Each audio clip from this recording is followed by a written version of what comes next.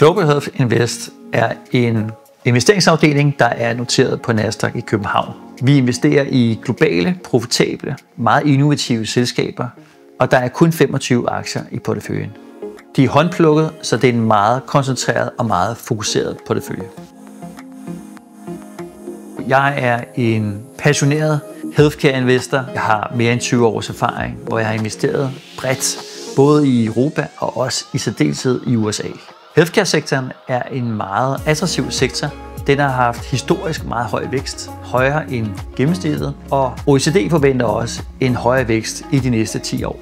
Den høje vækst inden for sundhedssektoren er drevet af, at vi bliver ældre på global plan. Fordi vi bliver ældre, så er vi også syge i længere tid, og desværre lider vi også af nogle kroniske sygdomme, som for eksempel overvægt og diabetes.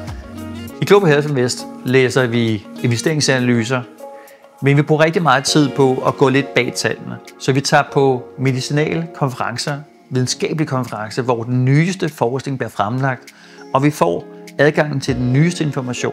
Den tager vi med hjem, knuser tallene og kigger på dem og finder ud af, om vi sidder med en rigtig god mulighed for at lave en god investering. Global Health Invest er en investeringsløsning, som giver dig mulighed for at få en eksponering mod en meget ellers kompleks sektor, som healthcare-sektoren, sundhedssektoren, life science-sektoren ellers er. Der er ikke noget krav om noget minimumsinvestering, så alle kan være med.